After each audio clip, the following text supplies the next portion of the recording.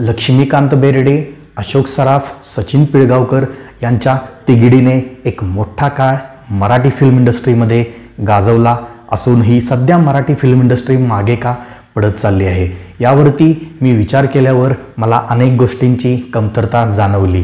त्याला कमतरता म्हणण्याऐवजी मला वाटते की मराठी मूव्हीजचे डिरेक्टर्स त्यासोबतच सिनेमाची स्टोरी रायटिंग करणारे ही कुठेतरी स्टोरी रायटरची युक्ती गंडल्याची भावना निर्माण मनात होते.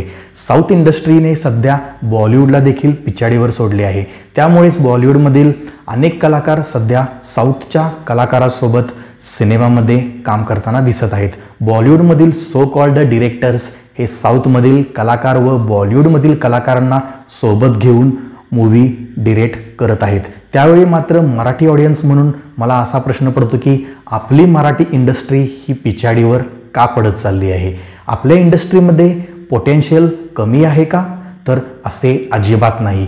या उलट जर आपण मराठी फिल्म इंडस्ट्रीचा इतिहास बघितलात तर असे दिसून येईल की दादा कोंडकेसारखे व्हर्सेटाईल कलाकार जे पिक्चरच्या डिरेक्शनसोबतच स्वतः त्या पिक्चरमध्ये ॲक्टिंग करायचे, आजही त्यांचे सिनेमे झी टॉकीजवर लागले की लोक तितक्याच आतुरतेने त्यांचे पिक्चर बघतात. दादा कोंडकेच्या पिक्चरमध्ये आपल्याला कॉमेडीसोबतच ॲक्शन, इमोशन यांसारख्या गोष्टी पाहायला मिळत होत्या. पिक्चरमध्ये विलनच्या बाबतीत बोलायचे झाले तर बॉलिवूडमध्ये आपल्याला अमरीश पुरी व इतर विलन त्या काळी दिसत होते, तर आपल्याकडे त्यावेळी निळू फुले हे एकटेच 10 विलनला भारी होते बॉलिवूडच्या. मात्र सध्याच्या घडीला असे विलन ॲक्टर्स पाहायलाच मिळत नाहीत. असे नाही की आपल्याकडे कलाकारांमध्ये टॅलेंट नाही आहे, परंतु त्या टॅलेंटला योग्य दिशाच मिळत नसल्याचे सध्या एकंदरीत चित्र आहे. आपल्याकडे उलट असे कितीतरी कलाकार आहेत जे थिएटर्समध्ये ॲक्टिंग करतात. थिएटर्स केलेले ॲक्टर हे ॲक्टिंगचे पक्के धडे गिरवतात आणि एक चांगले ॲक्टर म्हणून पुढे नावारूपाला येतात, नावाजले जातात आणि ॲक्टिंगच्या बाबतीत ते बॉलिवूडच्या कलाकारांनाही मागे टाकतील यात काही शंका नाही. परंतु आपल्याकडील डिरेक्टर्सचा माइंडसेट हा कुठेतरी बदलला पाहिजे. कॉमेडीच्या नावाखाली बॉईजसारखे पांचट कॉमेडी सिनेमे बनवण्याऐवजी आपण आपल्या मराठी कल्चरशी रिलेटेड असलेले सिनेमे बनवले तर ते नक्कीच गाजतील, यात मला काही डाऊट घेण्याचे कारण वाटत नाही. आदित्य सरपोतदारसारखे डिरेक्टर्स आपल्याकडे आहेत, मात्र त्यांनाही मुंजासारखा सिनेमा बॉलिवूडमध्ये जाऊन हिंदीमध्ये बनवावा लागतोय, तर विचार करा त्यांना असे का करावे लागले असेल. एकीकडे तुंबाडसारखा सिनेमा बनवून तो वर्ल्ड वाईड लेवलला आपण हवा करू शकतो. अजय अतुलसारखे म्युझिशियन्स बॉलिवूडमध्ये जाऊन आपल्या मराठी इंडस्ट्रीची ताकद दाखवतात.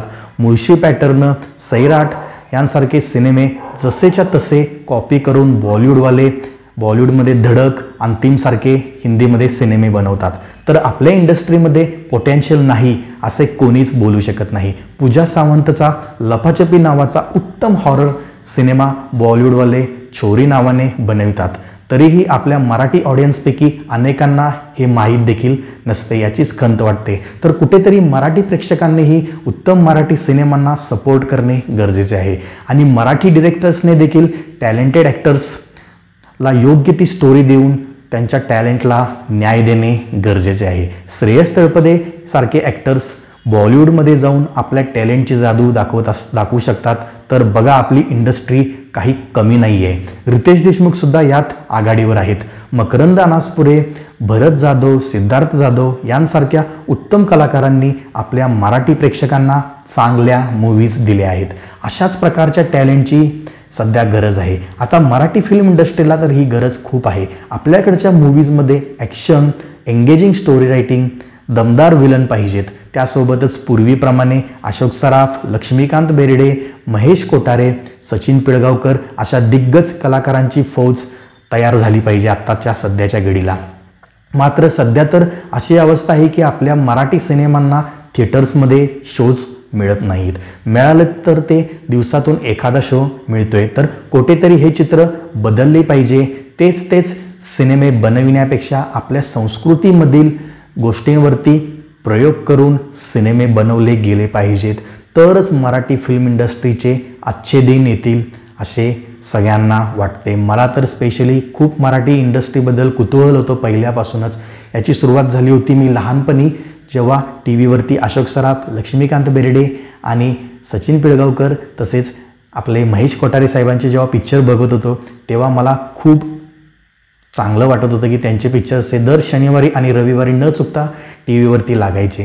ती जुनी मेमरीज आता रिक्रिएट होण्याची गरज आहे असे वाटते. आत्ताचे ॲक्टर्स मात्र आपल्या पोटेन्शियलनुसार काम करताना दिसत नाही आहेत, उलट बॉलिवूडच्या पाठीमागे लागलेले आहेत असं एकंदरीत वाटते. पण बॉलिवूडला आपल्या इथे येऊन ॲक्टिंग करायला भाग पाडलेली आहे अशी आपली फिल्म इंडस्ट्री आहे. रितेश देशमुखने लय भारी पिक्चरमध्ये कसे सलमान खानला आपल्या मूवीमध्ये कॅमिओ दिला होता रितेश देशमुखने, तर ते सुद्धा आपल्या मराठी इंडस्ट्रीमध्ये येऊन त्यांनी पण ॲक्टिंग केली आहे सलमान खान यांनी.